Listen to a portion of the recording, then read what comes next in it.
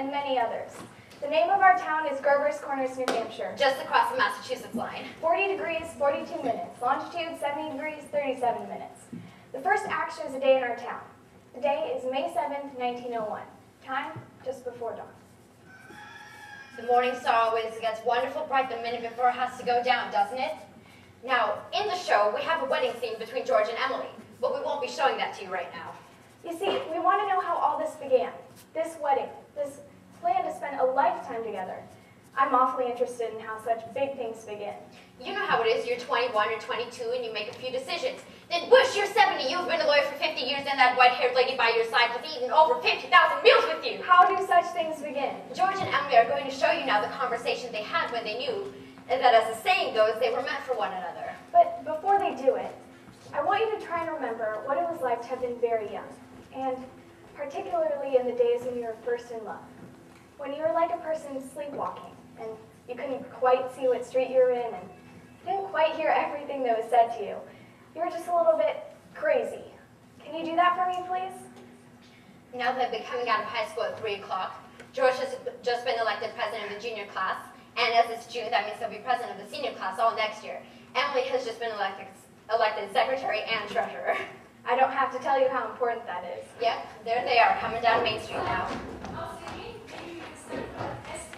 Oh, Wally! I can't, Lois, but I'll see you at school tomorrow. Bye, Lois. Oh, Ernestine, you have got to come over tonight and do Latin. Isn't that sister the worst thing? Yes, tell your mother you have to. Goodbye. Goodbye, Helen. Goodbye, Fred. Can I carry your books out for you, Emily? I thank you. Oh, excuse me a minute, Emily. Say, Bob, I'm a little late. Start practice anyway. Give her some long high ones. Goodbye, Lizzie. Oh, goodbye, Lizzie. I'm awfully glad you were elected too, Emily. Thank you. Emily, why are you mad at me? I'm not mad at you. You've been treating me so funny lately. Well, since you brought it up, I may as well tell you the truth. Oh, goodbye, Miss Corcoran. Goodbye, Miss Corcoran. Well, what is it? I don't like this whole change that's come over you within the last year. I'm sorry if it hurts your feelings, but I've got to tell you the truth and shame the devil. A change? What change? What do you mean? Well, up to a year ago, I used to like you a lot because we've been friends for so long. But then you began spending all your time at baseball, George, and you never stop to talk to anybody, not even to your own family. You didn't, George. And you know what? You've gotten awful conceited and stuck up, and all the girls say so. They may not say it to your face, but they say it behind your back, and it hurts me to hear them say it. But I've got to agree with them a little. And I'm sorry if it hurts your feelings, but I can't be sorry I said it. No, Emily, I'm glad you said it. I never knew that such a thing was happening to me. I guess it's hard for a fellow not to have faults creep into his character. Well, I always expect a man to be perfect, and I think he should be. Oh, I don't think it's possible to be perfect, Emily. Well, my father's perfect, and as far as I can see, your father's perfect. There's no reason on earth why you shouldn't be either. Well, I feel it's the other way around. That men aren't naturally good, but girls are. Well, you might as well know right now that I'm not perfect. It's not as easy for us girls to be perfect because we girls are more nervous. Now, I'm sorry I said all about you. I don't know what made me say it. Emily? It's not important. I'm sorry I said all that about you. Emily, do you want to have an ice cream soda or something before you go home? Why, thank you. I would. Hello, Stu. How are you? Good afternoon, Mrs. Logan. Why, hello, George. Hello, Emily. What will you have? Why, Emily, what have you been crying about? She just got an awful scare, Mrs. Morgan. She almost got run over by that hardware store wagon. Everybody says that Tom Huckins drives like a crazy man. Well, you take a drink of water, Emily. Have to watch both ways when you're going. What will you have? I'll have a strawberry phosphate. Thank you, Mrs. Morgan. No, Emily, have an ice cream soda with me. 2 strawberry ice cream sodas, Mrs. Morgan. 2 strawberry ice cream sodas? Yes, sir. Yes, sir.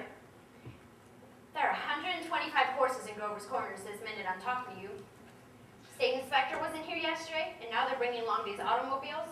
The best thing you could just do is stay home. Why, I remember when a dog would stay out all day in the middle of Main Street and nothing come along to bother him. There you are. Oh, yes, Mrs. Ellis, I'll be right there to help you. They're so expensive. No, Emily, don't you think of that. We're celebrating an election. And do you know else I'm celebrating? No.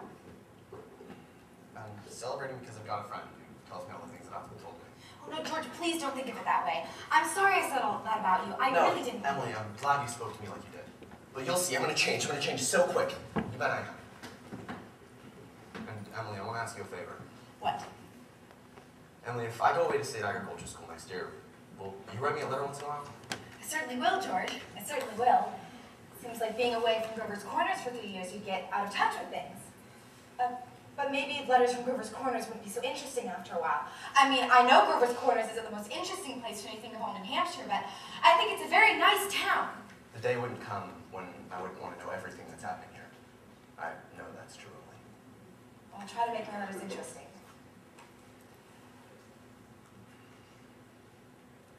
You know, Emily, whenever I meet a farmer, I ask him if he thinks it's important to go to agriculture school to be a good farmer. Oh, why, George? Yeah, and some of them say it's even a waste of time.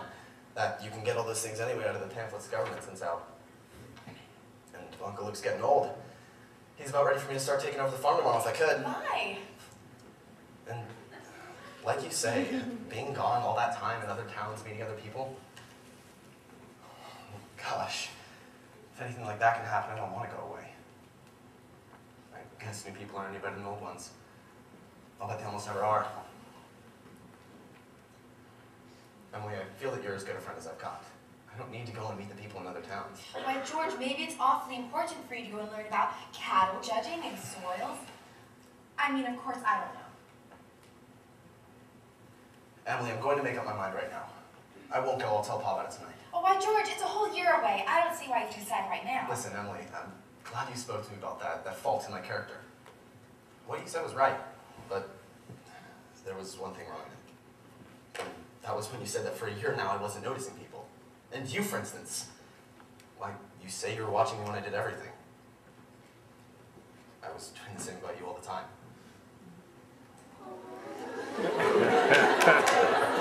I always made sure where you were sitting on the bleachers and who you were with.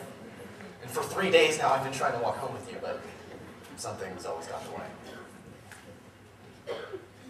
Yesterday I was sitting against the wall and you walked home in this courtroom. Why, George, life's awful funny. How could I have known Listen, that? Why? Emily, I'm going to tell you why I'm not going to agriculture school.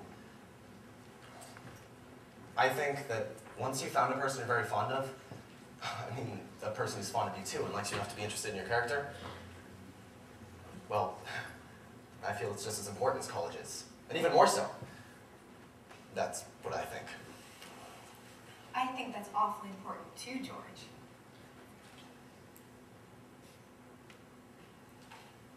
Emily? Yes, George? Emily, if I do improve and make a big change, would you be, I mean, could you be? I am now. I always have been.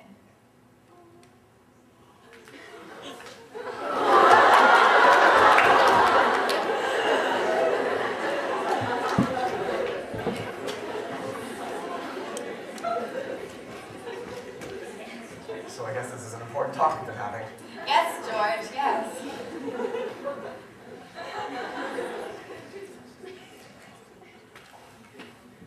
Oh, wait just a minute, I'll walk you home. Mrs. Morgan, I'll have to go home and get the money to pay you for this. George Gibbs, do you mean to tell me? Yes, but I had my reasons, Mrs. Morgan. Look, here's my gold watch to keep until I come back with the money. Keep your watch, George. I'll trust you. I'll be back in 5 I'll minutes. trust you 10 minutes, George, and not a day over. Got a free shock, Emily? Oh, yes, Mrs. Morgan, it was nothing. Thank you. I'm ready.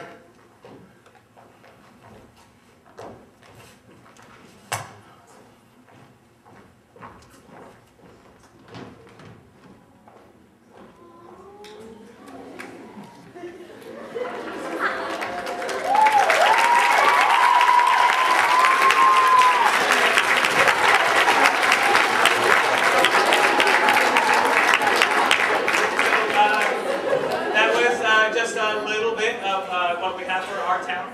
If you know the play, you know just little snippets of everyday life. So there's other people in the cast and crew I can give away if you know the cast and crew. Lots of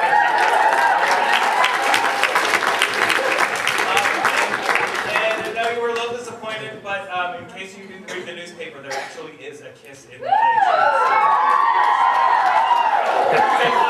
So there are still plenty of tickets online.